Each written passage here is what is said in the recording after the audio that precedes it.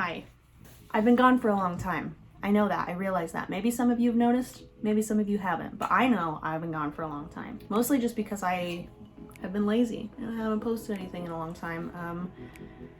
But I want to get back into that. And over the time that I took off from posting, I've been thinking a lot about where I want my channel to go and what I want to do with my content. And although I like doing the art supply reviews and the speed paints and making different pieces with different supplies, it gets a little boring after a while, it gets a little stagnant, and I've run out of ideas. That's for sure. Which probably isn't great to say considering I've done like, I don't know, 9 videos and I'm already out of ideas. Wild.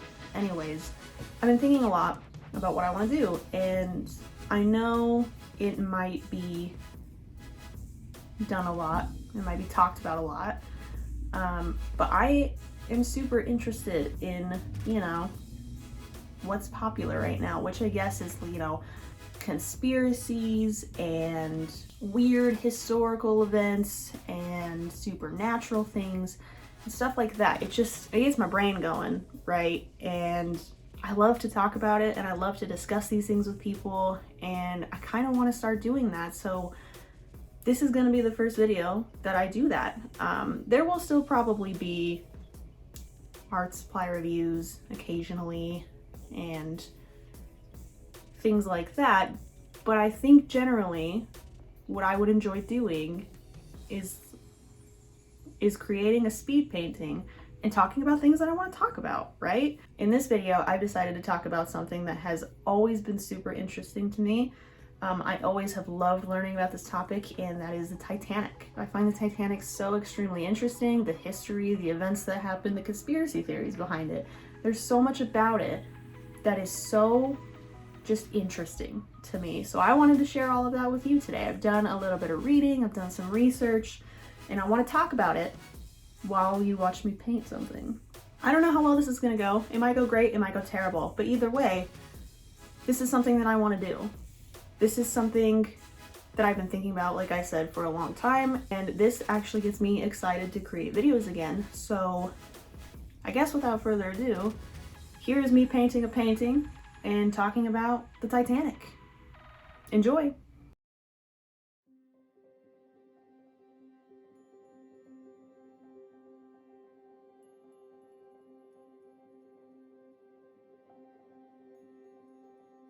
Welcome to the first episode of Arcane Art, where I discuss interesting, strange, or mystifying events or phenomenon while I create art. In today's video, I want to talk about a topic that has always been incredibly interesting to me, the Titanic. This famous ship that sunk on its maiden voyage has a swarm of conspiracies and unsolved mysteries still surrounding it, even with it having been sunk for over 100 years. Although the Titanic's sinking was most likely a horrible accident, some people speculate that the whole situation seems off in a lot of different ways. Today, I wanted to talk about some of these mysteries and theories, and to see what you all think about this tragedy. But before we get into these topics, I want to give a little background information about the ship for those of you that may not know, and as some of this information may be important when discussing some theories or ideas. With all of this being said, let's get into the mysteries of the Titanic. Before I begin, just know that I will probably butcher some names, but I am trying my best, and I feel like that's all we can ask for. The Titanic was a luxury British steamship that was built by the White Star Line Company. Construction of the Titanic was completed in 1911, 2 years after construction began in March of 1909, and tragically sunk after hitting an iceberg in the early morning hours of April 15, 1912. 1,500 people, including both passengers and crew members, lost their life in this disastrous event. Built by shipyard Harland and Wolff in Belfast, the Titanic was created to be known for its size rather than its speed in comparison to its competitors, and would give a whole new meaning to comfort and extravagance. The ship ended up being one of the largest ships for the time, measuring at 882 feet long and weighed 52 tons. The Titanic had 10 decks, 8 of them being for passengers. First class could accommodate 883 passengers, with tickets costing $4,350, which in today's money is about $113,000. Second class could accommodate 614 passengers, with tickets costing around $60, in today's money is $1,500. and third class could accommodate 1,006 passengers, with tickets costing anywhere from $15 to $40, which in today's money would be $380 to $1,000. With crew members, the Titanic had the capacity for roughly 3,500 people. First class had a deep swimming pool, a Turkish bath, a gym, and a squash court. Even being the lowest class, third class on the Titanic was still better than many of the other ships at the time. Third class was divided in two sections at the opposite end of the ship from one another. Single men were in one section, while single women, families, and married couples were in the other section. Third class also had their own separate accommodations, including dining rooms and public gathering spaces with open deck areas. Although third class amenities were less extravagant than that of the first or second class, they were still quite nice for the time. The Titanic was built as a result of competition with other rival shipping lines, Cunard specifically. Cunard was another British company that had two ships which were ranked to be some of the most sophisticated, luxurious, and costly ships in the first half of the 20th century. The Titanic, which was, at the time, the largest movable man-made object in the world, began its trip down into the River Lagan in Belfast on May 31st, 1911. Over 100,000 people were there to witness the launch. It only took about a minute to launch and went quite smoothly. Over the next year, thousands of workers began constructing the ship's decks, luxury interiors, and installing the 29 boilers which were used to power the two main steam engines. The ship was claimed to be unsinkable at the time of its construction, but I think we all know how well that statement aged. At roughly the same time, the Olympic, also owned by the White Star Line Company, was being constructed and was almost identical to the Titanic, with only a few small differences between the two. The Titanic was only fractionally larger than the Olympic, and both ships have very small differences involving the boat deck, the captain's quarters, and window placements. Other than this, the Titanic and the Olympic were almost entirely indistinguishable. This information will be important for later, so keep that in mind. In total, the Titanic held approximately 1,317 people upon its maiden voyage. There were 324 people in first class, 284 in second class, and 709 in third class, with roughly 880 crew members. Of these passengers, about 107 of them were children, mostly residing in third class. There were also many prominent people on board for the Titanic's maiden voyage, some of which died when the ship sank. To name a few of the notable passengers, most of which were traveling first class, were investor John Jacob Astor and his wife, Macy's owner Isidore Straus and his wife Ida, and John S. Pillsbury's grandson John and his new wife. The owner of the Titanic was J.P. Morgan, which might be a familiar name to some of you, and he was scheduled to be on the ship for its maiden voyage, but canceled right before. The Titanic began its maiden voyage on Wednesday, April 10th of 1912, with third-class passengers boarding first, as they were the largest group, and second and first class boarding shortly after. Overall, 920 passengers boarded the Titanic on its day of departure, while additional passengers would be picked up in Cherbourg and Queenstown. The Titanic was set to arrive at the New York pier on April 17th, but obviously never made it there. Although it is known that a fire had broken out on one of the ship's coal bunkers 10 days before departure and continued to burn well into the days of the ship's voyage, the first 3 days of the trip had gone quite smoothly as the passengers were unaware of the fire. However, fires were common on steamships during this time due to the use of coal to power the ships. The fire was officially extinguished on April 14th, 4 days after the Titanic's departure. Throughout the voyage, the captain of the Titanic, Edward Smith, was warned by other ships that there was drifting ice near the Grand Banks of Newfoundland, but he chose to ignore these warnings as it was believed at the time that it wasn't much of a threat to large ships. Captain Edward Smith believed that he, quote, could not imagine any condition which would cause a ship to founder. Modern shipbuilding has gone beyond that, end quote. However, at 11:40 p.m. on April 14th, an iceberg had been spotted directly ahead of the Titanic by the lookout Frederick Fleet, who immediately notified the bridge. The first officer, William Murdoch, had the engines reversed and tried to steer around the iceberg, but it was too late. The Titanic struck the iceberg on the starboard side, which created a series of holes along the ship below the waterline. The seams of the ship's hull buckled and separated after being dented, which allowed water to rapidly flow into the ship. Unfortunately, the ship could not handle the amount of water flooding in, and the ship's bow began to sink into the water. With ships being considered unsinkable at the time, there weren't many lifeboats on board the ship, as they were expected not to be needed. There were only enough lifeboats to save about half of the passengers on board, and the crew had not been properly trained on evacuation protocols. Most lifeboats were launched barely half full, as the crew did not know how many people they could safely hold. Women and children were the first passengers allowed to board the lifeboats. which left the men, the crew, and a large portion of third class to sink with the ship. The rate that the ship sunk rapidly increased around 2:10 a.m., roughly 2 hours after the ship had initially struck the iceberg. The ship then broke into 2 pieces due to the pressure of the water. The bow had become fully immersed in the water, leaving the stern to rise to an almost entirely vertical angle, with hundreds of people still holding on. All remaining passengers and crew had fallen into the deadly cold water, which was about 28 degrees Fahrenheit. Only 5 of these people were helped into lifeboats, although the lifeboats could have held 500 more people. Distress signals had been sent via wireless, rockets, and lamp, but unfortunately, the ships that did respond were too far away to provide assistance before the ship sank. Roughly 710 people survived and were transported to New York by RMS Carpathia, which was one of the ships that responded to the distress call, but didn't arrive until 4 a.m., around 2 hours after the Titanic had sunk. Sadly, around 1,500 people did not survive the disaster. It is known that at the time of the incident, the Titanic was in what was described by Carpathia's captain, an ice field with at least 20 large icebergs and many other small icebergs. This area is known as Iceberg Alley. It took 3 days for the Carpathia to reach New York, but it did alert the outside world through wireless of the tragedy that had occurred. The Carpathia docked in New York at 9:30 p.m. on April 18th and was greeted by roughly 40,000 people waiting to provide assistance.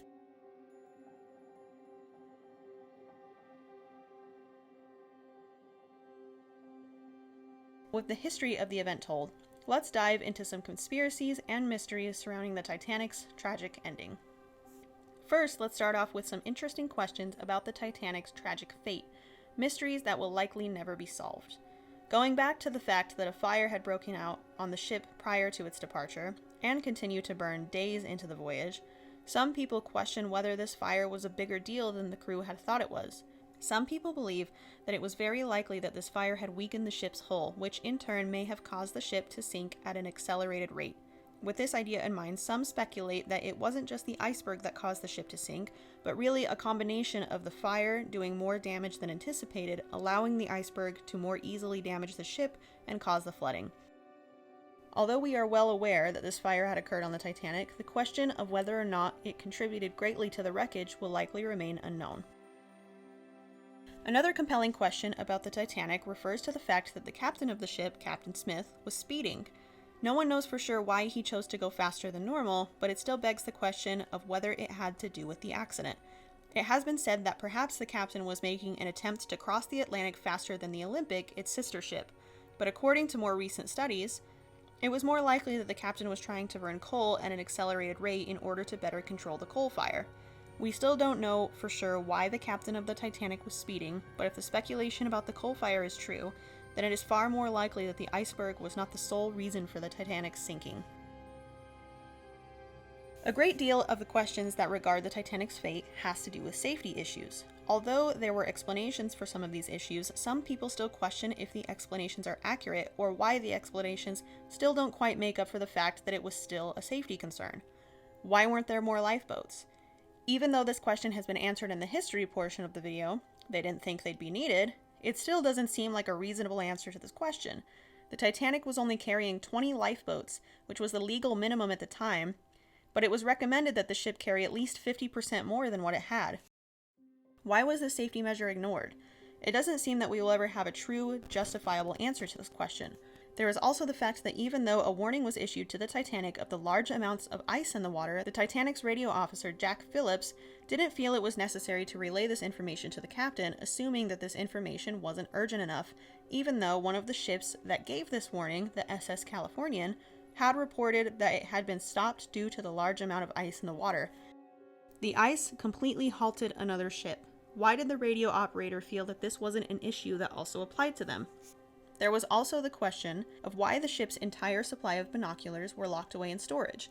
To attempt to justify this safety issue, it was stated that a crew member, who did not end up staying on the ship for its voyage, had forgotten to hand off the key to the storage area that held the binoculars. If this mistake hadn't been made, would the Titanic have sunk? Surely, if all of these safety issues at the very least would have been addressed beforehand, no one would have lost their lives in such a tragic and unfair manner. With all of these questions not having entirely justifiable answers, they lead into a much bigger belief that the Titanic's sinking is the result of a conspiracy theory.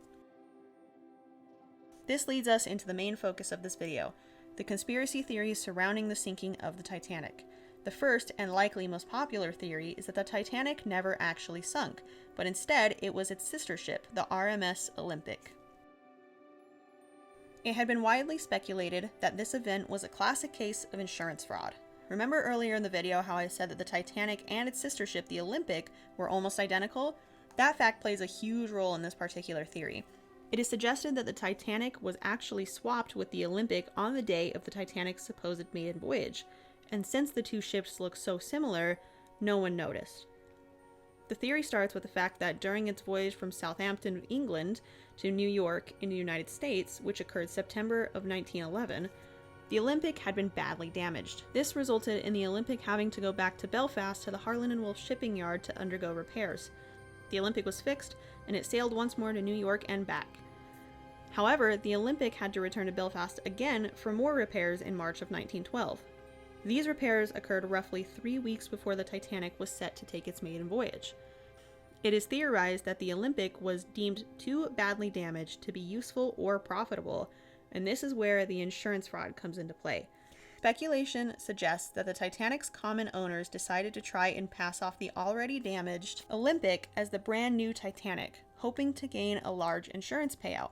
In short, the theory posits that the owner of both the Titanic and the Olympic swapped the two ships and deliberately sunk the ship in use, thus accepting the fact that many lives would be lost in order to receive insurance money for the damaged Olympic. This theory has been stated to be debunked and has many holes throughout, but personally I feel that I wouldn't put it past greedy rich people to do something like this for profit.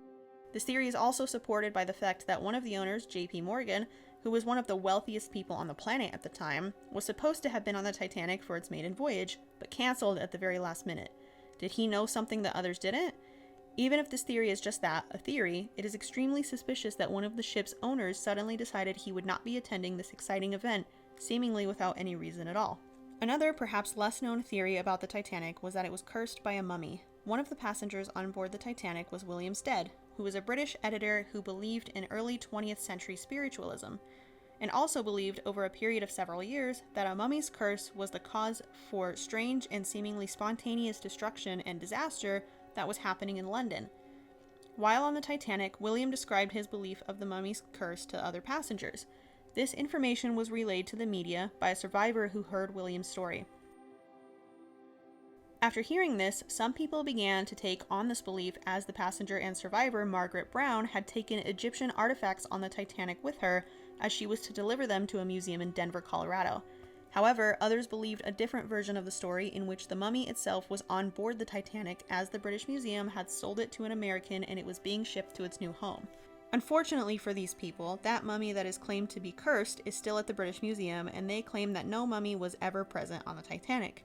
This theory seems to have a lot going on, and I don't know that I would believe this over the insurance fraud theory. But in any case, these are still only theories and have never been stated to be factual in any sense.